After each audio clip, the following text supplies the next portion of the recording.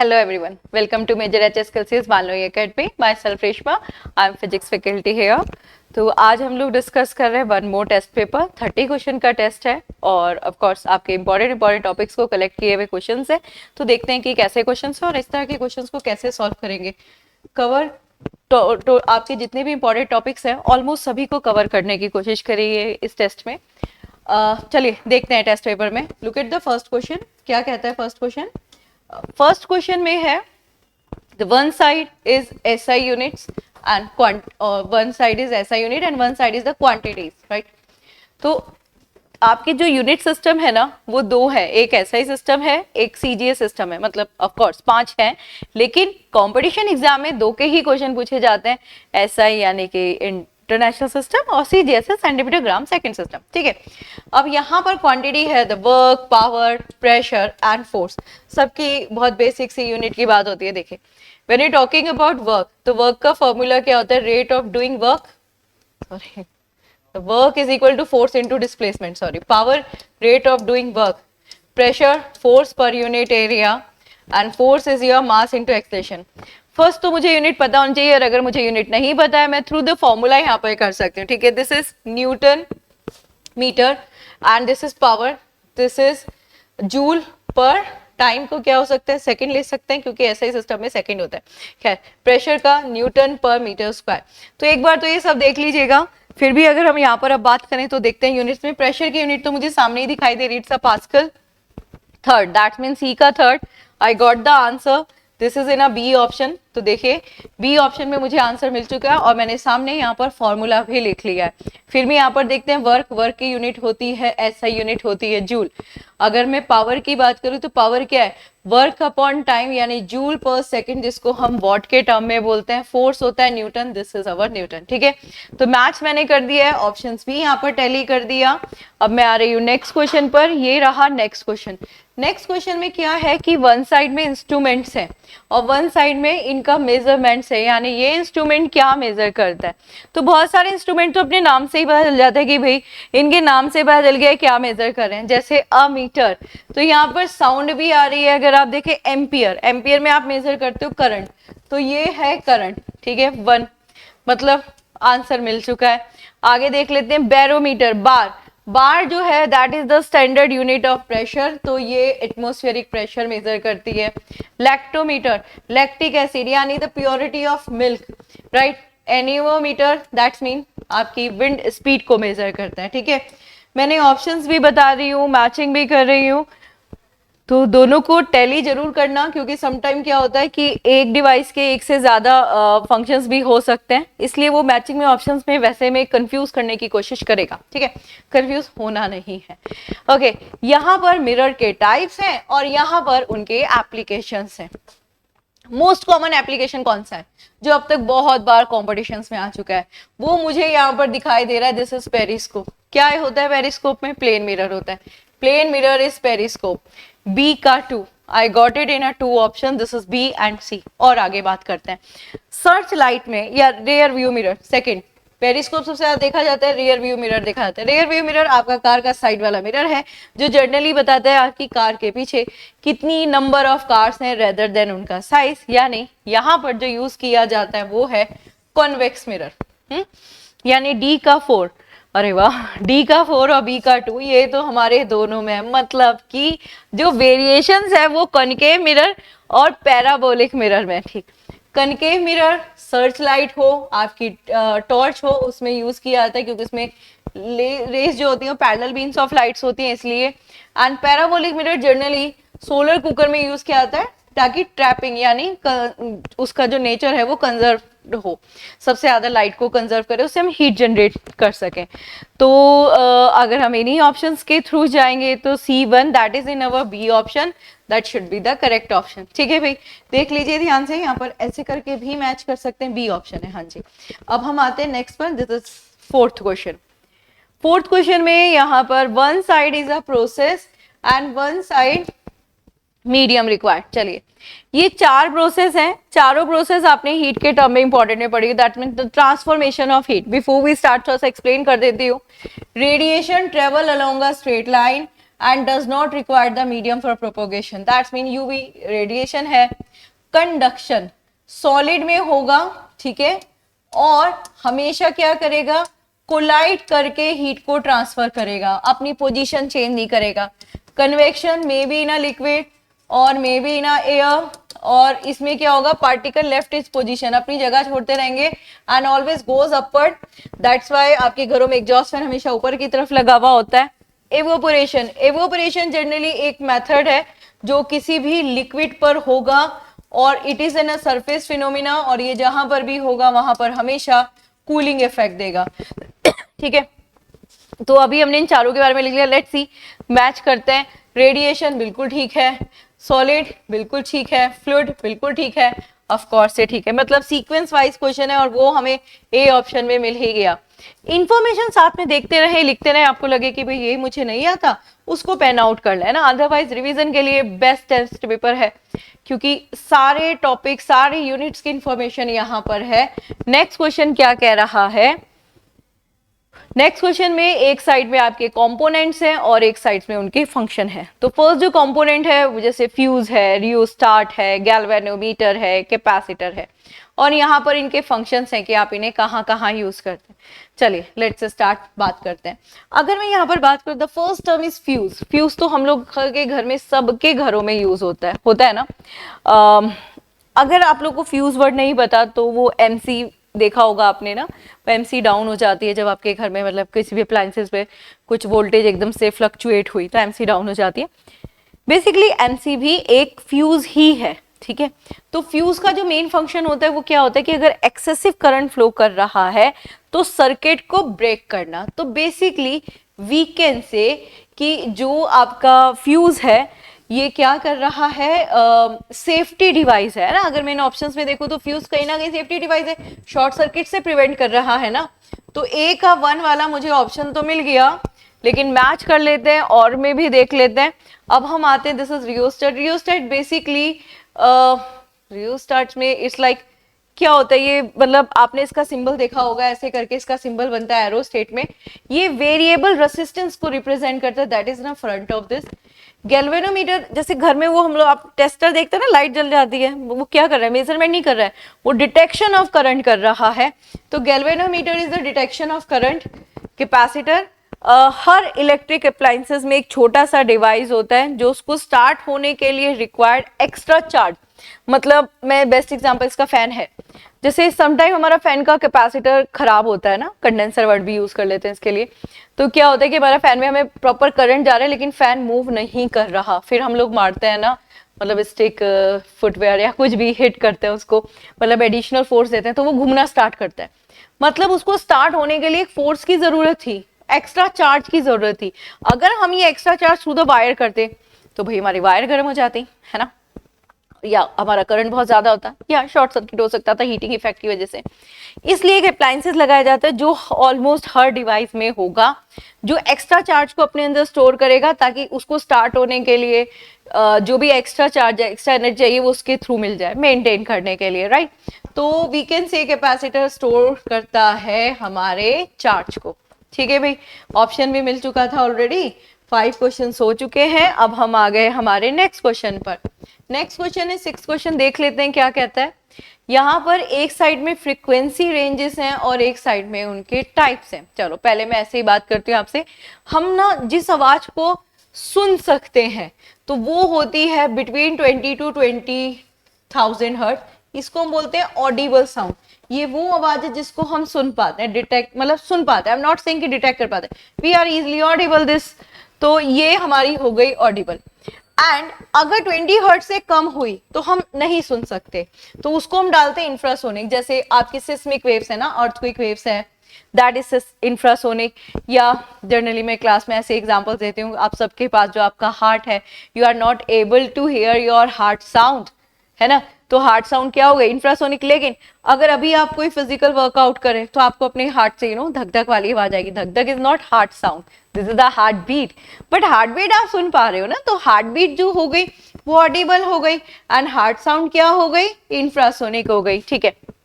And अगर 20,000 hertz से ज्यादा हो जाए तो 20,000 हर्ट्ज से 2 वेव्स होती हैं, एक अल्ट्रासोनिक होती है, एक सुपरसोनिक होती है। अब अगर दोनों की फ्रीक्वेंसी रेंज सेम है तो दोनों में डिफरेंसेस क्या है, तो दोनों में डिफरेंसेस ये है कि सुपरसोनिक की स्पीड ऑफ साउंड से बहुत ज्यादा होती है। तो ये हो गई अल्ट्रासोनिक, क्योंकि मेरे पास फास्टर देन साउंड यहाँ पर ऑप्शन था, इसलिए I will go with this. तो यहाँ पर मैच कर लेते हैं, ए का 4 दोनों में है, फिर उसके बाद बी का 2 भी एक में, दैट्स मीन हमें आंसर मिल गया, it is in a A option. ठीक है, मैंने मैच ही कर दिया, ऑप्शन चूज करने की जरूरत भी नहीं है। अब आगे अब अपने सेवेंथ क्वेश्चन में एक साइड लॉ है और एक साइड पे उनके कंसेप्ट हैं। ठीक है, Kepler's law, Newton first law, Newton third law और सेकंड लॉ। खैर अभी थोड़े से कैपलर्स लॉ के बारे में बात करें। Kepler's law specifically for a planetary motion, यानी ये सिर्फ और सिर्फ प्लैनेट के लिए रिस्पॉन्सिबल है। 3 लॉ होते हैं, law of orbit, law of area and harmonic law. जितने भी ये लॉ हैं ये सारे के सारे बेस्ड हैं law of conservation of angular momentum. ठीक, अब ये सिर्फ प्लैनेट पे काम करते हैं। क्या हमारे पास प्लैनेट का कोई है? बिल्कुल है, ए का 4, मतलब मुझे एक फर्स्ट का आंसर मिल चुका है, ए का 4 मीन्स अगर मुझे सिर्फ आंसर ही चूज करना था तो yes this is my correct option. But फिर भी देख लेते हैं न्यूटन फर्स्ट लॉ, क्या बोलते हैं इसको? Law of inertia. Inertia is like कोई बॉडी तब तक चलती रहेगी जब तक कोई हैवी फोर्स आकर उसको रोकेगा नहीं, तब तक रुकी रहेगी जब तक कि हैवी फोर्स आकर उस पर लगेगा नहीं। तो न्यूटन फर्स्ट लॉ डिफाइन करता है इनर्शिया एंड फोर्स। तो यहाँ पे इनर्शिया दिया हुआ है इसलिए we will go with this inertia. ठीक, Newton third law, every body have a equal and opposite reaction force, ये रहा रिएक्शन फोर्स। फिर इसके बाद है न्यूटन सेकंड लॉ, जो rate of change in momentum force के है ना, मैग्नीट्यूड ऑफ फोर्स डिफाइन करता है। तो यस ये रहा। ठीक है, ऑप्शंस भी मैच हो चुके हैं, करेक्ट है ये। अब बढ़ रहे हैं आगे और हम आ गए हमारे 8th क्वेश्चन पर। देख लेते हैं 8th क्वेश्चन क्या कहता है। 8th क्वेश्चन कहता है, अच्छा यहाँ पे डिस्कवरी और यहाँ पर इनके साइंटिस्ट के नेम है, X-rays, radio activity, electrons and neutron. Radio activity के बारे में तो आप लोग जानते ही होंगे क्योंकि it's a very common question, who was the father of radioactivity. तो father of radioactivity Henri Becquerel ji थे और फर्स्ट एक्सपेरिमेंट किया था मैडम क्यूरी ने। तो मैडम क्यूरी को जब नोबेल प्राइज मिला था तो बैक्यूरेल जी के साथ शेयरिंग में मिला था। तो रेडियो एक्टिविटी हेनरी बैक्यूरेल बिल्कुल उनके सामने है, दिस इज बी का 2। अब बी का 2 तो भाई मेरे पास 2 ऑप्शन में आ रहा है, मतलब एक और देखते हैं। इसके बाद है एक्सरेज। बेसिकली ऐसा बोलते हैं कि एक्सरेज की जो डिस्कवरी हुई थी वो एक्सीडेंटल हुई थी। इलेक्ट्रॉन्स का एक्सपेरिमेंट चल रहा था, कैथोड रेज एक हाई बीम मेटल पर हाई मास नंबर पे डाली गई जहाँ पे कुछ इनविजिबल रेज विजिबल हुई, इनविजिबल रेज दिखी। तो ये बड़ा अजीब लग रहा था ना, इनविजिबल रेज विजिबल हुई तो बहुत इनविजिबल रेज दिखी, दिस इज एक्स रेज। ठीक है, अब एक्सरेज को जिन साइंटिस्ट ने किया था उनका नाम था रॉयंगटन, दैट्स मीन मुझे ए का 4 आंसर मिल गया। अगर मुझे ऑप्शन ही करेक्ट चूज करना है तो yes this is my correct option. लेकिन रिमेनिंग 2 की भी डिटेल में जाते हैं। इसके बाद इलेक्ट्रॉन्स की डिस्कवरी है। इलेक्ट्रॉन्स को जो डिस्कवर्ड किया था, क्या हो गया, इलेक्ट्रॉन को डिस्कवर तो जे थॉमसन जी ने किया था, हाँ जी। और उसके बाद न्यूट्रॉन्स को चैंडविक ने। ठीक है, ओके आगे बढ़ लेते हैं। कितने क्वेश्चंस हो चुके हैं? 8 क्वेश्चन हो गए हैं। अब हम आगे आ रहे हैं। आप लोग देख रहे हो कितने मतलब सारे टॉपिक्स फिजिक्स के कवर किए गए हैं, मतलब सारे टॉपिक का रिवीजन हो जाता है। तो मतलब इस तरह के अगर टेस्ट पेपर हम बीच बीच में करते रहे ना, जब हम लोग अपने एग्जाम देने वाले हैं, एग्जाम को बहुत कम टाइम रह गया, सिलेबस डन हो चुका है, तो रिवीजन करने के लिए इस तरह के क्वेश्चन पेपर बहुत हेल्पफुल रहने वाले हैं। ठीक, आगे देखो, microphone, dynamo, electric motor and a loud speaker. यहाँ पर एनर्जी चेंज है। ठीक है, ये कौन सी एनर्जी को, डिवाइस जो है वो किस एनर्जी को यूज कर रहा है, चेंज कर रहा है। ठीक, तो चलिए सबसे पहले बात करते हैं माइक्रोफोन की। भाई माइक्रोफोन जनरली क्या कर रहा है, इलेक्ट्रिक सिग्नल से साउंड को कन्वर्ट कर रहा है ना। तो इसका मतलब हुआ माइक्रोफोन इज अ, माइक्रो मतलब छोटा हो गया ना, फोन तो समझ में आ रहा है। इसमें थ्रू द इलेक्ट्रिक सिग्नल हम साउंड में कन्वर्ट करते हैं। ठीक है, through the electric signal sound में कन्वर्ट कर रहे हैं, बिल्कुल ठीक है। इसके बाद आ गया हमारा, मैं ये देख रही हूँ कि ए का 1 हमारे एक ही ऑप्शन में, मतलब करेक्ट आंसर तो हमें मिल गया, लेकिन फिर भी एक्सप्लेनेशन देख लेते हैं। डायनामो एक वो डिवाइस होता है जिसमें हम अपनी एनर्जी देके इलेक्ट्रिसिटी जनरेट कर लेते हैं, यानी through the mechanical energy electricity generate करते हैं। इलेक्ट्रिक मोटर, इलेक्ट्रिसिटी के थ्रू आप मैकेनिकल एनर्जी जनरेट कर रहे हो, बिल्कुल ठीक है। और लाउड स्पीकर, जब आपने उसमें कोई भी साउंड डाली वो उसको और ज्यादा एक्सपेंड कर रहा है थ्रू द इलेक्ट्रिक सिग्नल, यानी साउंड को इलेक्ट्रिक में कन्वर्ट कर रहा है। ठीक है, आगे आ जाओ, नेक्स्ट क्वेश्चन पर आ गए। नेक्स्ट क्वेश्चन क्या कह रहा है कि आपके पास एक साइड में वेव्स हैं और दूसरी साइड में उनके एग्जाम्पल्स हैं। Matter waves, longitudinal wave, transversal waves, electromagnetic waves. इसमें ना थोड़ा सा कंफ्यूजन हो सकता है, इसलिए जल्दबाजी नहीं करनी, ठीक है। जैसे अगर मैं यहाँ पर देखूँ रेडियो वेव्स और लाइट वेव्स दोनों ही इलेक्ट्रोमैग्नेटिक्स हैं, है ना, तो मतलब जो हमारा डी का 1 भी आंसर हो सकता है और डी का 3 भी हो सकता है। तो बेसिकली यहाँ पर इलेक्ट्रोमैग्नेटिक हमारे पास डी है और उसका लाइट में आंसर नहीं दिया है, मतलब डी का 3 नहीं है, डी का 1 है। We will go with this option. Electromagnetic आपकी रेडियो वेव्स होती है, एब्सोल्युटली राइट, है ना, डिटेक्शन के लिए या कम्युनिकेशन के लिए we use this radio waves. Now transversal wave, जितनी भी आपकी इलेक्ट्रोमैग्नेटिक वेव्स होती हैं वो सब की सब ट्रांसवर्सल होती हैं। एंड यहाँ पर light waves is a transversal waves, यानी सी का 3, ये भी करेक्ट हो गया, ये भी correct. Longitudinal wave, longitudinal waves are those जो कंप्रेस और रेयर फ्रैक्शन की फॉर्म में चलती हैं, ठीक है, इनको आप पोलराइज नहीं कर सकते। Sound is a longitudinal wave and matter waves electrons in a motion. तो yes, we got the answer and through the matching through detail आपने पढ़ लिया। आप आ जाओ नेक्स्ट क्वेश्चन पर। ये रहा नेक्स्ट क्वेश्चन। यहाँ पर क्या दिया है आपको, एक साइड में पार्टिकल्स दिए हुए हैं, एक साइड में उनका चार्ज दिया हुआ है। चलो यहाँ पे बात कर लेते हैं। ये है गामा। गामा के बारे में हम क्या जानते हैं कि ये न्यूट्रल होता है, तो बिल्कुल ठीक है, neutral. Alpha, alpha is represented by helium, like this.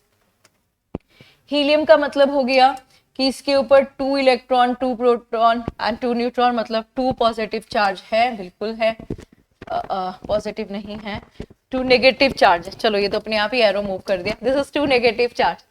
क्या हो रहा है, just a minute, just a minute, इसको ऐसे कर लेते हैं ना। देखिए अगर हम यहाँ पर देखें तो हीलियम, ये अल्फा के ऊपर क्या है, आपके 2 पॉजिटिव चार्ज हैं, तो दिस 2 पॉजिटिव चार्जेस है। हीलियम है ना, देखो 4 और 2, इसके बाद पॉजिट्रॉन है। तो अगर किसी स्टूडेंट को पॉजिट्रॉन वर्ड में कंफ्यूजन है तो जो पॉजिट्रॉन है, बेसिकली मैं ऐसा जनरली एक ट्रिक की फॉर्म में बताती हूँ कि इलेक्ट्रॉन का ही ना ट्विन्स ब्रदर है, मतलब जैसा इलेक्ट्रॉन वैसा ही है ना। अब 2 ब्रदर्स सेम सेम नहीं हो सकते ना भाई, देखने में सेम हो सकते हैं बट नेचर तो सबका सेम नहीं हो सकता। मतलब हो सकता है मास सेम हो, चार्ज भी सेम हो, लेकिन नेचर अलग अलग है।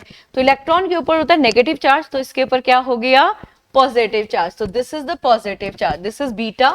बीटा के ऊपर होता है ये 0, this is electron, that's mean electron को अगर हम लिखते हैं तो हम ऐसे करके लिखते हैं ना, -1 चार्ज, तो इसके ऊपर हो गया -1। Let's see the option.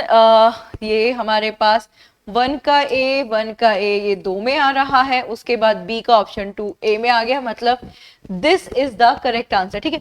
तो पहले मैच कर लें, उसके बाद आप देखेंगे कोई ना कोई, जैसे आप फर्स्ट मैचिंग करते हैं ना, आप अपने ऑप्शन पे जाया करें, आपको डेफिनेटली उसी से मिल जाएगा। हाँ, कॉन्ट्राडिक्शन कभी कभी आ जाता है 2 के टर्म में, ठीक आया है। अभी देखो आपके इससे पहले वाले जो क्वेश्चन है उसमें ऐसे ही हुआ है। नेक्स्ट पर आते हैं। यहाँ पर कुछ थर्मल फिनोमिनास हैं जिनके टर्म्स हैं और यहाँ पर उनके फिनोमिना। चलो पहले मैं इन टर्म्स के बारे में आपको एक्सप्लेन करती हूँ, बाद में देखेंगे मैचिंग, ठीक। फ्यूजन, जनरली फ्यूजन को मैं ऐसे दिखाती हूँ कि ये और ये एक बड़ा बनना, ठीक है, इसका रिवर्स होती है फ्यूजन। फ्यूजन प्रोसेस जनरली कहाँ यूज होती है, फ्यूजन प्रोसेस होती है लेटेंट हीट ऑफ फ्यूजन, जो स्टेट चेंज करती है। कैसे, आपके लिक्विड को गैस बना देना, वेपर बना देना, ये वहां पर होती है फ्यूजन। वैसे नहीं, सॉरी, सॉलिड से लिक्विड बना देना, सॉलिड से लिक्विड बना देना। और वो जो मैं बोल रही थी ना, लिक्विड से गैस हो, वो लेटेंट हीट ऑफ एवापोरेशन होती है। कहीं पर भी लेटेंट हीट वर्ड आए, 2 चीजें फिक्स कर लो कि एक तो कांस्टेंट टेम्परेचर है और एक state must change, state must change, state change होगी ही होगी, ठीक है। लेटेंट हीट 2 तरह की होती है, latent heat of fusion, latent heat of evaporation. Specific heat, specific heat generally formula wise आपको एक्सप्लेन करती हूँ, Q is equal to MS del theta. मतलब किसी भी ऑब्जेक्ट में 1 डिग्री सेल्सियस टेम्परेचर बढ़ाने के लिए जितनी अमाउंट ऑफ हीट चाहिए per unit mass is called specific heat. Sublimation, ये वो प्रोसेस है जिसमें हीट देने पर कोई भी सॉलिड कन्वर्ट हो जाए डायरेक्ट गैस में, मतलब कौन सा फेज नहीं आया, लिक्विड फेज नहीं आया। चलो ये तो हमने यहाँ पर टर्म एक्सप्लेन कर लिए। अब यहाँ पर देखते हैं, चलो मैं जनरली, मुझे तो मजा आता है जब मैं ऐसे मैचिंग करती हूँ ना, डी से स्टार्ट करने में। तो खैर आप कहीं से भी कर लो, डी से कर लो, ए से करो, डिपेंड्स ऑन यू। सॉलिड से गैस जो हमारा होता है, वहाँ ऑप्शंस में देखिए तो कैम्फर है, ड्राई आइस है, सब्लिमेट है, इट इज, ठीक। सिल्वर आयोडाइड भी आपका सब्लिमेट होता है, बहुत सारे एग्जांपल्स हैं। आयोडीन इसी का एग्जाम्पल है। तो डी का थ्री मुझे मिल गया मेरे ऑप्शन में, ये रहा करेक्ट। लेकिन फिर भी हम मैच करेंगे। स्पेसिफिक हीट जो है वो चेंज इन टेम्परेचर या टेम्परेचर इंक्रीज कर रही है, बिल्कुल 1 डिग्री सेल्सियस टेम्परेचर इंक्रीज कर रही है। Then the latent heat and a fusion. तो यहाँ पर फ्यूजन जो है वो सॉलिड टू लिक्विड है and latent heat change to state. Yes, we got the answer, C इसका करेक्ट आंसर है। आगे बढ़ रहे हैं हम लोग, 13 क्वेश्चन पर आ गए। 13 क्वेश्चन पर क्या कह रहा है, एक साइड है कंपोनेंट और एक साइड है इसके एप्लीकेशंस। तो जब हम कंपोनेंट की बात करते हैं तो solar cell, diode, transistor and LED, ठीक। और यहाँ पर एम्पलीफायर है, रेक्टिफायर है, डिजिटल डिस्प्ले है और light to the electricity, that's mean a device जो लाइट से इलेक्ट्रिसिटी जनरेट करने में हेल्प कर रहा है। अच्छा, यहाँ पर सबको ध्यान से देखिए।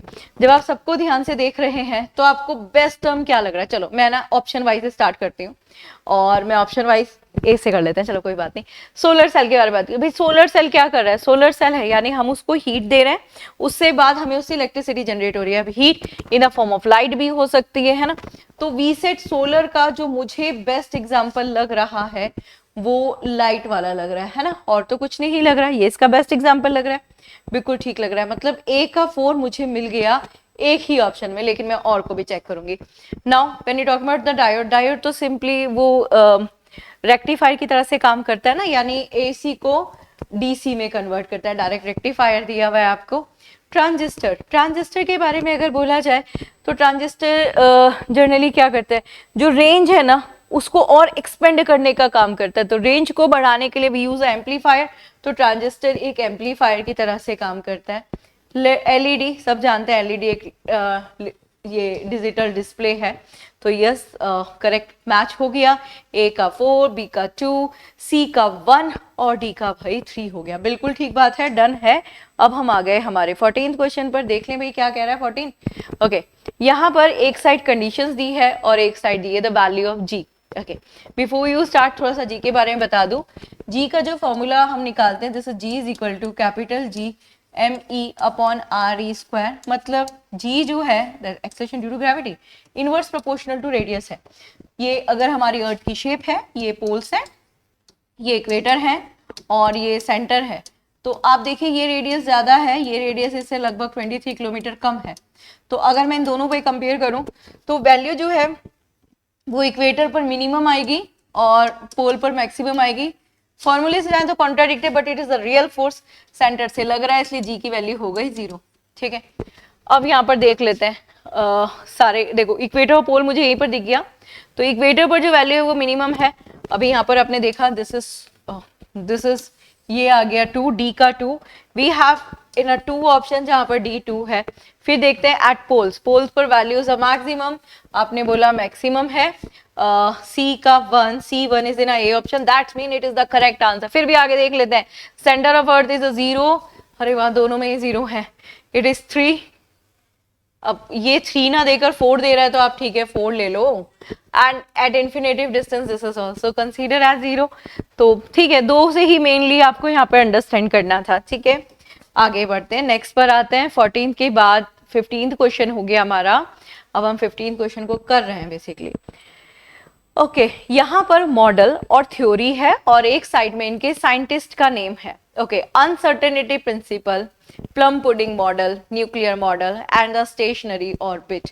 ओके, इन सारे टर्म्स के बारे में ये सब बहुत मतलब इट्स लाइक सबने पढ़ा हुआ होगा। मुझे नहीं लगता कि आप लोग को ये मतलब फिजिक्स में भी पढ़ा आपने, केमिस्ट्री में भी पढ़ा, और जूनियर क्लास से पढ़ना स्टार्ट हो जाता है ना, जूनियर क्लास से पढ़ना स्टार्ट हो जाता है। सबसे पहले अगर हम बात करते हैं हमारा जो अनसर्टेनिटी प्रिंसिपल है वो ये जूनियर क्लास में नहीं था, ये आपने स्टैंडर्ड जब आपके सब एटॉमिक पार्टिकल्स रहे होंगे, सब शेल्स रहे होंगे, वहां पढ़ना स्टार्ट किया होगा। दिस इज वर्नर हेल्सबर्ग से जो एनर्जी लेवल की अनसर्टेनिटी को डिफाइन किया था। तो ए का 4, that's I got the answer, but still मैं सब में यहाँ पे डिस्कशन करेंगे। Plum pudding model, plum pudding model atomic theory का मॉडल आया था जिसमें प्लम की तरह से मतलब या जो सीट्स उसमें रहते हैं ना, वो इलेक्ट्रॉन्स हैं, एंड द जो उभरा हुआ पार्ट है प्रोटॉन है, जितने इलेक्ट्रॉन उतने प्रोटॉन। मतलब ये जे थॉमसन का था, और जे थॉमसन है यहाँ पर बी का टू, देखिए दोनों करेक्ट। न्यूक्लियर मॉडल में वैसे न्यूक्लियर की जो प्रेजेंस बताई थी वो रदरफोर्ड जी ने बताई थी अल्फा स्कैटरिंग एक्सपेरिमेंट पे, जब एक गोल्ड फॉइल के ऊपर अल्फा पार्टिकल्स की बॉम्बार्डिंग कर दी गई थी, तब न्यूक्लियस की प्रेजेंस थी। तो दिस इज C3 ये रहा, and stationery orbit of course Niels Bohr ने बताया था, क्योंकि जो रदरफोर्ड जी का मॉडल था उसके अकॉर्डिंग जो ऑर्बिट है, इलेक्ट्रॉन उस पर घूम रहा है और घूमते घूमते उसका एनर्जी लेवल डाउन होगा और न्यूक्लियस में आके गिर जाएगा, जिसमें जो चेंजेस करे थे वो नील बोर जी ने करे थे। तो ऑफ कोर्स आंसर मिल गया है। अब हम आ गए हमारे नेक्स्ट क्वेश्चन पर, ये रहा हमारा 16th क्वेश्चन। देखते हैं 16 क्वेश्चन क्या कह रहा है। 16 क्वेश्चन में है कैपिलरिटी, सरफेस मतलब प्रॉपर्टीज है और इधर एग्जांपल्स है, सरफेस टेंशन, विस्कोसिटी और इलास्टिसिटी। देखो कैपिलरिटी बेसिकली ट्रांसपोर्टेशन है। यहाँ पर स्टूडेंट कंफ्यूज जाते हैं कि ट्रांसपोर्टेशन लाइक मतलब हर ट्रांसपोर्टेशन में कैपिलरिटी नहीं बोल सकते। कैपिलरिटी उन ट्रांसपोर्टेशन में बोलेंगे जो ग्रेविटेशन का अपोज कर रही हैं। जैसे अभी I am standing here right, तो आर्टरीज और वेन्स हैं जो मेरी बॉडी में ब्लड फ्लो कर रही हैं, यू नो अभी क्या हो रहा है, ग्रेविटेशन कंटिन्यूअसली पुल कर रहा होगा, बट स्टिल आर्टरीज और वेन अपना काम करे जा रही हैं, मतलब कैपिलरिटी है। प्लांट्स के अंदर इतने बड़े बड़े ट्री होते हैं, जाइलम फ्लोएम पर टिप तक जाती है, उन पर भी तो ग्रेविटेशन काम कर रहा होगा, अपोज कर रहा होगा, बट स्टिल कोई इफेक्ट नहीं पड़ता, दैट्स मीन कैपिलरिटी है। तो कैपिलरिटी ट्रांसपोर्टेशन है जो ग्रेविटेशन का अपोज करता है, लिक्विड के नेचर पर, उसकी ग्रेविटेशन के रिस्पेक्ट में पोजीशन पर, उन सब पर डिपेंड करता है। अब यहाँ पर कुछ ऐसा है, capillaries capillary action, it's quite clear, A का 1 I got the answer, but still हम लोग डिस्कशन करेंगे। Surface tension, basically surface tension एक वो फोर्स है जो किसी भी लिक्विड पर लगता है उसके फ्री सरफेस एरिया पर, और उसको क्या करता है, स्क्वीज मतलब सरफेस एरिया कम कर देता है। Water droplet, liquid droplet is always in a spherical because of surface tension, and we got it in a जो भी फ्रंट में ऑप्शन है विस्कोसिटी। नाम से नहीं पता चला विस्कोसिटी, दैट विस्कस गाढ़ापन। तो विस्कोसिटी जैसे honey is more viscous than liquid है ना, हनी को मैं वाटर से कंपेयर करूँ तो विस्कोसिटी एक वो प्रॉपर्टी है जो रिलेटिव मोशंस की वजह से kind of friction force generate की जाती है, और बहुत सारे एग्जांपल्स हैं, लेकिन ये लिक्विड और गैस दोनों पे लगती है, सॉलिड पर नहीं लगती। तो फ्लूइड की है, फ्रिक्शन फोर्स है, बिल्कुल ठीक है। इलास्टिसिटी क्या है ये, मतलब आप कोई फोर्स लगाते हैं, when you remove the force है ना, वो बॉडी वापस अपनी ओरिजिनल शेप में आती है। इस फोर्स से जो प्रेशर जनरेट हुआ उसे स्ट्रेस कहते हैं, जो चेंजेस आया था वो स्ट्रेन है। When you remove the stress, body अपने आप अपनी शेप में आ गई, यानी कि ये इलास्टिसिटी है। और सबसे ज्यादा इलास्टिक जो है, there are several things, but steel को हम सबसे ज्यादा इलास्टिक बोलते हैं। आपने कहाँ पढ़ा होगा, तभी आपने पढ़ा होगा, आपकी साउंड वेव सबसे ज्यादा ट्रेवल करती है स्टील में, क्योंकि साउंड उस मीडियम में सबसे ज्यादा ट्रेवल करेगी जिसमें स्टील होगा। तो ये 16 हो गया। अब बढ़ते हैं आगे, 17 पर आते हैं। 17 ये रहा 17 में क्या कह रहा है, इफेक्ट है that is the twinkling of star, mirage, blue sky या ना रेनबो, यहाँ पर स्कैटरिंग, TIR, रिफ्रैक्शन और डिस्पर्सन है। ओके देखो ये सारे एग्जांपल्स भी देख लिए। ट्विंकलिंग ऑफ स्टार इसलिए होता है क्योंकि रिफ्रैक्शन हो रहा होता है, atmospheric refraction, and this is in option 3। ए का 3 आई गॉट द आंसर, स्टिल मैं मैच करूंगी। मिराज, मिराज में जनरली क्या होता है, इल्यूजन होता है, आपके पास गर्मियों में कोई ट्री है, आपको उसकी नीचे की साइड इमेज होती है, मतलब पानी पड़ा हुआ ऐसा दिखाई देता है। It is an example of TIR, तो mirage is an example of TIR2, ये भी करेक्ट हो गया। और ब्लू स्काई मतलब ब्लू कलर ज्यादा फैल गया, ज्यादा इसलिए फैला क्योंकि ब्लू कलर की स्कैटरिंग ज्यादा हो गई। कैसे पता चला था हमें स्कैटरिंग ज्यादा हुई, क्योंकि जो हमारा स्कैटरिंग है it is inverse proportional to wavelength to the power 4, तो ये यहाँ पर गया। रेनबो, रेनबो में डिस्पर्सन भी होता है, रिफ्रैक्शन भी होता है, रिफ्लेक्शन भी होता है और TIR भी होता है, बट मुझे यहाँ पे कॉम्बिनेशन में डिस्पर्सन और रिफ्लेक्शन दिया है, इसलिए I will go with this. तो ये मेरे को ऑप्शंस ऑलरेडी मैच कर चुके हैं मैम, ठीक है। कितने क्वेश्चन हो गए, गॉट द 17 क्वेश्चन, अभी हमारा डन कर चुके हैं 17 क्वेश्चन। 18 क्वेश्चन क्या कह रहा है, सोर्सेज हैं और टाइप्स ऑफ फील्ड है, ठीक है। Accelerating charge, stationary charge, moving charge और अ मैग्नेटिक पोल। बेसिकली ये यहाँ पर बताया गया है कि ये जो सोर्सेज हैं, या सोर्सेज समझ लीजिए या चार्जेस समझ लीजिए, इनसे क्या जनरेट हो रहा है। चलो देखते हैं। जब भी हम एक्सेलरेटिंग के बारे में बात करते हैं तो एक्सेलरेटिंग चार्जेस कैरी करती है इलेक्ट्रोमैग्नेटिक वेव, यानी ए का 4, यस आई गॉट आंसर, नहीं मिला आंसर, ए और बी डी दोनों में है A4, है ना। इसके बाद आपकी स्टेशनरी चार्ज, जो स्टेशनरी चार्ज होता है ना बेसिकली वो इलेक्ट्रिक फील्ड का चार्ज है, इलेक्ट्रिक फील्ड ओनली, तो यस बी ये तो दोनों में है, मतलब अभी और आगे बाकी है।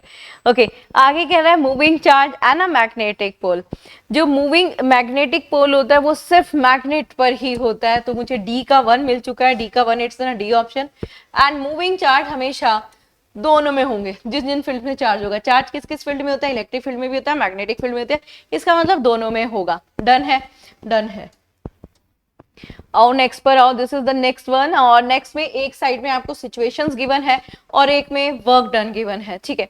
अगर फ्रिक्शन लग रहा है किसी कार में, lifting a weight, pushing a wall and a centripetal force, basically अगर मैं सारे टर्म्स को बात करूं, चलो स्टार्ट करते हैं, वैसे आपकी मर्जी, आप किससे भी करें, मैं सेंट्रीपिटल फोर्स से स्टार्ट करती हूँ।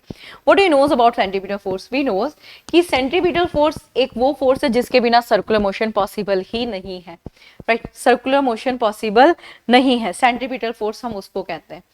तो सेंट्रीपिटल फोर्स में वर्क डन क्या हो रहा है? ओके, सेंट्रीपिटल फोर्स में वर्क डन क्या हो रहा है? Okay, force is equal to क्या होता है, this is work done is equal to क्या होता है, फोर्स इनटू डिस्प्लेसमेंट, है ना। अगर आप सेंट्रीपिटल वर्क के बारे में बात कर रहे हैं तो दैट माइट बी लाइक, अगर यहाँ पे हम देखें तो अच्छा जीरो वर्क 2 में दिया हुआ है, that's why I M confuse कि 0 इसमें भी दिया है, 0 इसमें भी दिया है। तो अभी एक काम करते हैं, इसको थोड़ा सा इग्नोर करके भी आगे बढ़ लेते हैं, या अगर आपको इससे भी बात करनी है तो सोचिए बिना सेंटीमीटर फोर्स के कोई भी फोर्स पॉसिबल नहीं है। अब सेंटीमीटर फोर्स क्या लग रहा है यहाँ पर, हाँ जी सेंटीमीटर फोर्स लग रहा है, तो जब सेंटीमीटर फोर्स लगेगा तो राउंड कंप्लीट होगा, राउंड कंप्लीट होगा तो डिस्प्लेसमेंट 0 हो जाएगा। अब डिस्प्लेसमेंट 0 होगा तो वर्क डन तो 0 होना ही है। अब मैं यहाँ पर थोड़ा सा I am confuse, that's mean ये जो सेंटीमीटर फोर्स है इट्स मे बी हेयर और मे बी हेयर, क्योंकि यहाँ पर 0 वाले जो है वो मेरे पास 2 ऑप्शन है, 1 में भी है और 4 में भी है, तो मेरे पास 1 और 4 मतलब 2 में से एक मेरा करेक्ट आंसर आने वाला है, या तो ए आने वाला है या बी आने वाला है, ठीक है। अभी मैं होल्ड करती हूँ, नेक्स्ट पर आती हूँ। अब मैं आ गई अपना pushing a wall, when you push a wall तो वॉल डिस्प्लेस नहीं हो रही, अगर वॉल ही मूव नहीं कर रही तो क्या वर्क डन हुआ, ठीक है। सोचिए अगर ये पुश नहीं कर रही तो क्या वर्क डन हुआ, वी सेड नो, तो अब सी का भी आंसर हम यही बोल सकते हैं, यानी वर्क डन 0 हुआ है, तो यहाँ पर भी 1 आ सकता है, 4 आ सकता है। नाउ लुक एट सी, अगर मैं यहाँ पर बात करूं क्योंकि ये दोनों तो मेरे एलिमिनेट हो ही चुके हैं, है ना, तो ये 4 वाला दैट वी शुड, क्योंकि 3 वाले में तो नेगेटिव वर्क डन है, मतलब मुझे आंसर मिल चुका है। बड़ा कंफ्यूजिंग था, that's why I am stuck कि 0 तो 2 में है, तो जब भी ऐसा हो तो आप पहले पूरी मैचिंग कर लें, उसके बाद यहाँ पर देखें, ठीक है। फ्रिक्शन ऑफ कार की बात करें, फ्रिक्शन हमेशा अपोज करता है, अपोज करने वाले फोर्स को हम नेगेटिव बोलेंगे and this is a positive, right. Lifting a weight that's mean a positive work done, ठीक है भाई। चलो नेक्स्ट पर आते हैं, नेक्स्ट क्वेश्चन क्या कह रहा है उसको भी देख लेते हैं। ओके, यहाँ पर आइसोटॉप्स और उनके यूजेस हैं, कहाँ यूज करते हैं, इसके लिए हम लोग क्या टर्म यूज करते हैं, इसके लिए हम लोग टर्म यूज करते हैं रेडियो एक्टिव डेटिंग, मतलब डेटिंग वर्ड यूज किया जाता है। The utilization of radioactive element कहाँ कहाँ यूज करते हैं, आजकल तो हम बहुत सारी जगहों पे यूज कर रहे हैं, स्पेशली डिटेक्शन के लिए, कैंसर ट्रीटमेंट के लिए, है ना, तो ब्लॉकिंग को ठीक करने के लिए, तो वहां पर जनरली एज निकालने के लिए, बेस्ट इज एज निकालने के लिए यूज किया जाता है। तो चलिए इसमें स्टार्ट करते हैं, और सबसे पहले इसमें लेते हैं सोडियम से ही स्टार्ट करते हैं। तो जो सोडियम है बेसिकली वो ट्रैकिंग करता है हमारे ब्लड फ्लो को, तो सोडियम ब्लड फ्लो में of course I got the answer, लेकिन मैं फिर भी औरों के बारे में भी बात करूंगी। This is carbon 14। वैसे जनरली कार्बन के बारे में तो ये बोला जाता है कि carbon C12 C14 basically as निकालते हैं, फॉसिल्स हो गया, कोई ट्री है, कोई डेड बॉडीज है ना, कोई स्टैचू है, तो हमें उसकी एज निकालनी है, तो एज निकालने के लिए use carbon 14, carbon dating of fossils, है ना, तो डेटिंग ऑफ फॉसिल्स हमें मिल चुका है, ठीक। 2 यूरेनियम 235 तो बेस्ट न्यूक्लियर फ्यूल है, क्या बोलते हैं ये डायरेक्ट एक्टिवेटेड फ्यूल कंसीडर किया जाता है, मतलब इसे फर्टाइल करने की भी जरूरत नहीं होती। जैसे थोरियम है ना, you can not put thorium directly, आपको थोरियम को पहले क्या करना पड़ेगा, फर्टाइल करना पड़ेगा, तब वो यूरेनियम में कन्वर्ट होगा, फिर जाके आप उसे यूज करेंगे, ठीक है। चलो आगे बात करते हैं, नेक्स्ट पर आते हैं। नेक्स्ट पर मुझे आंसर तो मिल ही गया, लेकिन डी, अरे आयोडीन तो अपनी कराएंगे, आयोडीन गॉइटर, ये पता ही होगा ना, आयोडीन की डेफिशिएंसी गॉइटर हो जाता है, तो दिस इज, ये इसके ट्रीटमेंट में यूज किया जाता है। 20 हो गया, आगे बढ़ते हैं 21 पर आते हैं। 21 वाले में यहाँ पर सिंबल्स हैं और यहाँ पर इनका डिस्क्रिप्शन है। तो रियोस्टाट हमने जस्ट अभी भी पढ़ा था, है ना, कि रियोस्टाट क्या कर रहा है कि एक एडिशनल रेसिस्टेंस है और जो क्या कर रहा है, रेसिस्टेंस के वेरिएशंस को डिफाइन कर रहा है। तो यहाँ पर अगर हम रेसिस्टेंस के वेरिएशंस के बारे में बात करें तो मुझे करंट फ्लो दिख रहा है, लेकिन मैं इसको होल्ड करूंगी। रीजन क्या है, क्योंकि एक से ज्यादा करेक्ट आंसर हो सकते हैं, मैं फिर भी इसको यहाँ पे मार्क करके ऐसे ही छोड़ूंगी। अभी यहाँ पर बात कर रहा है ammeter. Ammeter is a measuring current, this is B2 I got in our first two options। इसके बाद voltmeter measuring voltage, that is A। C का one, yes I got the answer. अब galvanometer, detection of weak current, basically weak को ही represent करता है, otherwise active current की representation अपने आप हो जाती है, मूवमेंट बहुत फास्ट होता है। 22 यहाँ पर ये है डिवाइस है और एक साइड में मटेरियल है, electric iron, electric heater, electric bulb and electric fuse. चलो सबके बारे में बात करते हैं। मोस्ट कॉमन इसमें क्या लग रहा है, मोस्ट कॉमन यह बहुत बार पूछा हुआ जो क्वेश्चन है वो है इलेक्ट्रिक बल्ब, है ना। इलेक्ट्रिक बल्ब मतलब वो बोलते हैं ना, इसको क्या बोलते हैं, फिलामेंट बल्ब बोलते हैं। तो जो हमारा फिलामेंट बल्ब होता है उसमें जो फिलामेंट्स होते हैं वो टंगस्टन के होते हैं। टंगस्टन के इसलिए होते हैं क्योंकि टंगस्टन का मेल्टिंग पॉइंट बहुत ज्यादा है, 3200 से 3600 डिग्री सेल्सियस, 800 से 1000 पे ग्लो करना स्टार्ट कर देता है, इसलिए यहाँ पर टंगस्टन यूज करते हैं। और इलेक्ट्रिक बल्ब हो गया, वैसे आप कोई सा भी कर सकते हैं, लेकिन मैं सिर्फ समझाने के लिए बोल रही थी कि टंगस्टन फिलामेंट होते हैं इलेक्ट्रिक बल्ब। एंड सी का one I have in a 2 option, this is A and B, मतलब भाई इन्हीं में से कोई आंसर है। इलेक्ट्रिक आयरन और हीटर में सिमिलरिटी, लेट्स सी ये क्या देते हैं। देखो इलेक्ट्रिक हीटर हो, इलेक्ट्रिक आयरन हो, इसमें ना नाइक्रोम यूज किया जाता है। नाइक्रोम बेसिकली एलॉय ऑफ निकल एंड क्रोमियम, ये निकल और क्रोमियम का एलॉय होता है। ये रेड हॉट होने पर भी ब्रेक नहीं होता, रेसिस्टेंस थोड़ा ज्यादा होता है। अब ये आयरन में भी लगा हुआ होता है, ये हीटर में भी लगा हुआ होता है, लेकिन आयरन में क्या होता है, इसके ऊपर से मिका एक एलॉय होता है, उसकी लेयर लगी भी होती है। तो टिन एंड लेड एलॉय नहीं बोल सकते, हाई रेजिस्टेंस वर्ड बोल सकते हैं। लेट्स सी, मतलब ए का भी हो सकता है 2 और बी का भी हो सकता है 2। लेट्स सी, बी का 2 मुझे बी वाले ऑप्शन में मिल गया, इसलिए मेरा करेक्ट ऑप्शन होगा।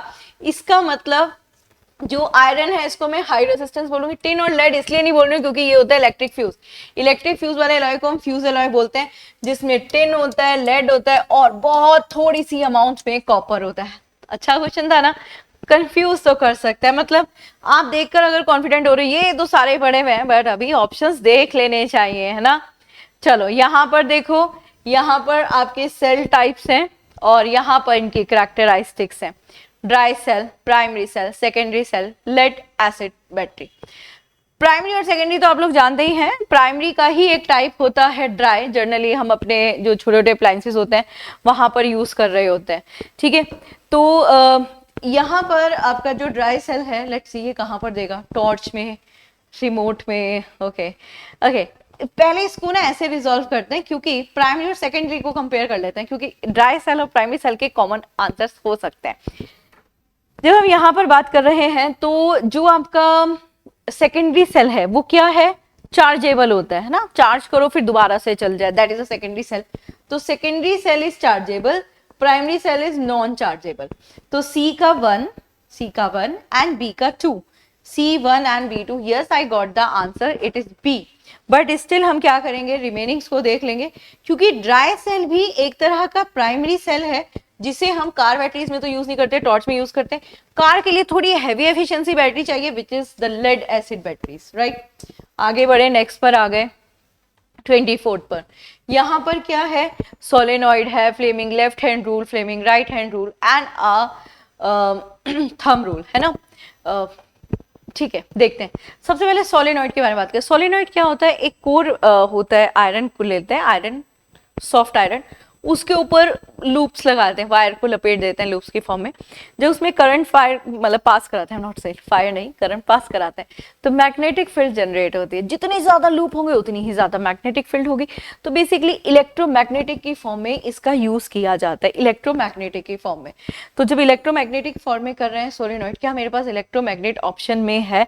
तो बी सेट बिल्कुल है, और इलेक्ट्रोमैग्नेट मेरे ये रहा इलेक्ट्रोमैग्नेट 4 एंड ये रहा आंसर। ठीक, फिर भी और देख लेते हैं। When you talking about the Fleming left hand rule, Fleming left hand rule आपकी basically force electric, this is the left hand rule. ये फोर्स मैग्नेटिक फील्ड और करंट के डायरेक्शन को रिप्रेजेंट करता है, जिसको वी कैन यूज हमारे electric motor में यूज कर रहे हैं। बट जो फ्लेमिंग राइट हैंड रूल होता है ना, ये इंड्यूस करंट को रिप्रेजेंट करता है और इंड्यूस करंट जनरेट करते हैं, दैट्स मीन इलेक्ट्रिक जनरेटर। तो सी का 1 and right hand thumb rule, this is magnetic field, right. चलो सारे हो गए, आगे बढ़ते हैं नेक्स्ट पर। यहाँ पर वापस से सेल्स है, और इस बार जो सेल है इनकी इलेक्ट्रोलाइट्स कौन कौन से यूज होते हैं। देखो इससे पहले आपने क्या करा था, इससे पहले आपने सेल के टाइप्स पढ़े थे, यूजेस पढ़े थे। अब इनके अंदर जो इलेक्ट्रोलाइट्स हैं वो क्या यूज होते हैं वो देखते हैं, ठीक है। तो इनके अंदर जो इलेक्ट्रोलाइट्स होते हैं, दैट्स मीन जो रॉड्स लगी हुई होती है जिनके थ्रू ये चार्ज फ्लो कराते हैं, वो कौन से होते हैं उसके बारे में बात करते हैं। तो सबसे पहले जो है वोल्टिक सेल है, वोल्टिक सेल को जिसको गैल्वेनिक सेल भी बोलते हैं, यहाँ पर क्या फिल किया जाता है वो देख लेते हैं। अच्छा, जनरली वोल्टिक सेल का अगर अभी हम लोग आपके साथ बहुत सारे क्वेश्चन पेपर्स डिस्कस कर रहे हैं, और आपने देखा होगा जब भी हम सेल के बारे में बात करते हैं तो हम उसमें वोल्टिक सेल का क्वेश्चन दे रहे हैं, क्योंकि वोल्टिक सेल जो है वो अपने आप में one of the important cell है, ठीक है, इलेक्ट्रो केमिकल सेल है। जो वोलेटिक सेल होता है उसके अंदर जनरली थोड़ा हैवी एफिशिएंसी का हो जाता है, इसके अंदर सल्फ्यूरिक एसिड या हाइड्रोक्लोरिक एसिड यूज करते हैं, जिसमें ए का 4 is in a B option, लेकिन फिर भी हम रिमेनिंग से बात कर लेते हैं।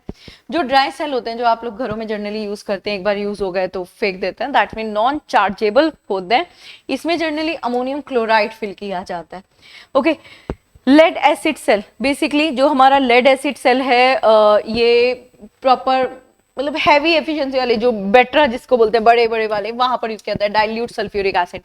एल्केलाइन सेल पहले ही पता चल रहा है, अगर मुझे नहीं भी पता था मुझे तब भी चल रहा है, हाइड्रोक्साइड बेस होता है तो एल्केलाइन बेस है, इसलिए यहाँ पर यूज किया जाएगा। ठीक, लेट्स मूव, आगे बढ़ रहे हैं, नेक्स्ट क्वेश्चन की तरफ जा रहे हैं। ये रहा नेक्स्ट क्वेश्चन। यहाँ पर एक साइड में मटेरियल है, एक साइड में उनका रेसिस्टेंस बिहेवियर है, alloy, insulator, semiconductor and super conductor, zero एटा, मतलब इनके ना रेसिस्टेंस के बारे में बात करें। पहले मैं आपको थोड़ा सा रेसिस्टेंस के बारे में बता दूं। बेसिकली रेसिस्टेंस वर्ड का मतलब आ रहा है रेसिस्ट करना, तो रेसिस्ट करने का मतलब होता है अपोज करना, ठीक है। जैसे अगर मैं आपके पास 3 बॉडी लेती हूँ, कंडक्टर, सेमीकंडक्टर एंड इंसुलेटर, तो किसमें आपका करंट सबसे कम या नहीं फ्लो करता? We side insulator. मतलब आपके इंसुलेटर के पास रेसिस्टेंस ज्यादा है, सेमीकंडक्टर के पास थोड़ा कम है, और कंडक्टर के पास बहुत कम है। चीजें क्लियर हुई? ठीक। सुपर कंडक्टर के बाद रेसिस्टेंस ऑलमोस्ट 0 हो जाता है। What is the difference between conductor और सुपर कंडक्टर? देखो, कंडक्टर में क्या होता है, पार्टिकल्स इधर उधर भी जाते हैं, आपके जो चार्ज पार्टिकल्स हैं। सुपर कंडक्टर में always flowing in a same direction, तो रेसिस्टेंस की जरूरत ही नहीं होती। तो सुपर कंडक्टर दिया हुआ है 0 एट लो टेम्परेचर, डी का 1 एंड डी का 1 इज इन ए ऑप्शन, मतलब ये आंसर है। और सेमीकंडक्टर क्या हुआ, सेमीकंडक्टर यहाँ पे देख लेते हैं। सेमीकंडक्टर में इंफिनिटिव नहीं होता, लेकिन हाँ रेसिस्टेंस कंडक्टर से कहीं ना कहीं ज्यादा होता है, तो रेसिस्टेंस अगर टेम्परेचर बढ़ाएंगे तो कम होएगा, बिल्कुल ठीक है। कंडक्टर में इंक्रीज होगा, सेमीकंडक्टर में डिक्रीज होगा, बिल्कुल ठीक है। And insulator, of course insulator बहुत ज्यादा हाई रेसिस्टेंस है। एंड एलॉय के अंदर रेसिस्टिविटी टेम्परेचर के इंडिपेंडेंट होती है, इसलिए हम मोस्टली अप्लायंसेस में मेटल की जगह पर एलॉय यूज करते हैं। ठीक, आगे आ जाओ नेक्स्ट क्वेश्चन पर। 26 क्वेश्चन हो चुके हैं, नाउ 27 क्वेश्चन। डिवाइस है और यहाँ पर उनकी आइडियल प्रॉपर्टीज है, potentiometer, ideal voltmeter, ideal ammeter और a galvanometer. Before we start, आपको थोड़ा सा अमीटर और वोल्ट मीटर के बारे में पता होना चाहिए, क्योंकि ये बहुत कॉमन है। कॉमन का मतलब बहुत बार आ चुका है। जैसे हम बात कर रहे हैं हमारे आइडियल वोल्ट मीटर में, तो वोल्ट मीटर हाई रेसिस्टेंस होता है, और आइडियल वो हो जाएगा जिसमें इसका रेसिस्टेंस टेंड्स टू इन्फिनिटी हो जाएगा।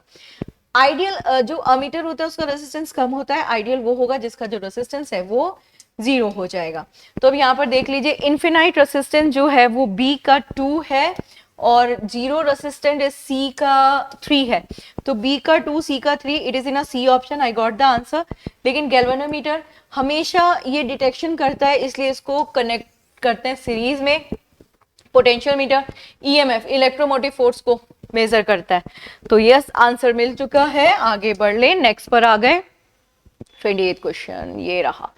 यहाँ पर एक साइड में हमें रूल्स गिवन है, एक साइड में ये किसके डायरेक्शन को डिफाइन करता है, ये किसके डायरेक्शन पे डिपेंड करता है, ये कौन से डायरेक्शन को ये कहीं ना कहीं यहाँ पे इलुस्ट्रेट कर रहा है। मैक्सवेल रूल है, Maxwell is the thumb rule, और आरएस थंब रूल है, Fleming left hand rule, Fleming right hand rule. अभी हमने क्या पढ़ा था कि जो हमारा फ्लेमिंग राइट हैंड रूल है वो इंड्यूस्ड करंट के लिए, इंड्यूस्ड करंट जो जनरेटर वाला होता है, यानी डी का 3 we have a choice in a 2 option, A में भी है और ये हमारा सी में भी है। लेट्स सी ए और सी में से कौन सा करेक्ट होता है। इसके ऊपर आता है फ्लेमिंग लेफ्ट हैंड रूल।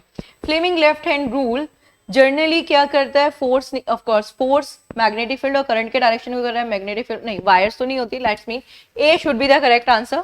तो ये दोनों तो भाई दोनों में ही करेक्ट है, ओके मतलब यहाँ पर झोल है।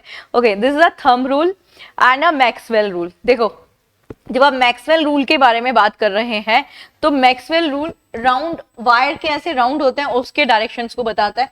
तो this is a round wire, मतलब कि ए का 2 and the thumb rule is 4। Yes, I got the answer, this is C option correct है। सी है ना, हाँ सी करेक्ट है, ए रॉन्ग हो गया, मैं यहाँ पे रॉन्ग करना भूल गई, ये रॉन्ग हो गया, सी करेक्ट है।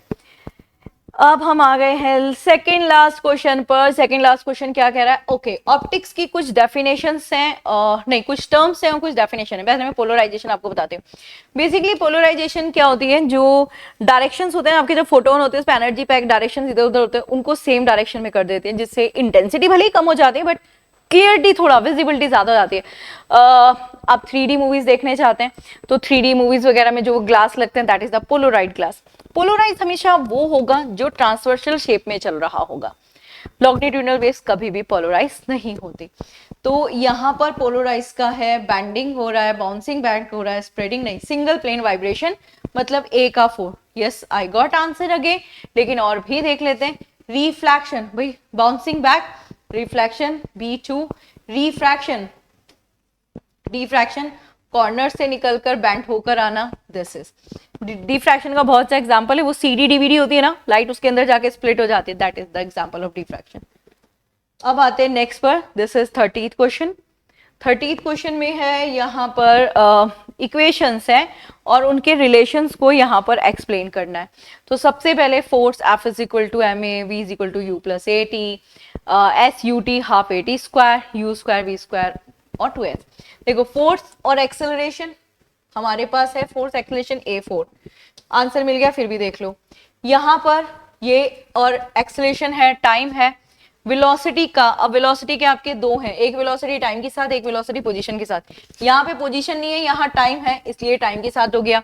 यहाँ पर वेलोसिटी पोजीशन के साथ है, पोजीशन के साथ हो गया। यहाँ पर पोजीशन टाइम के रिस्पेक्ट में है, पोजीशन टाइम के रिस्पेक्ट में हो गया। ठीक है भाई, तो ये थे आपके 30 क्वेश्चंस, जिसमें वापस से हमने ऑलमोस्ट सारे टॉपिक्स को कवर किया है। और नॉट ओनली कवर किया, जब आप इस तरह के क्वेश्चंस करते हैं तो आप देखते हैं ना सारे टर्म्स एक ही क्वेश्चंस में आ जाते हैं, मतलब बेस्ट वे रिवीजन करने का। होप ये पेपर आप लोग के लिए हेल्पफुल रहा होगा, और पेपर्स में मिलेंगे। थैंक यू एंड जय हिंद।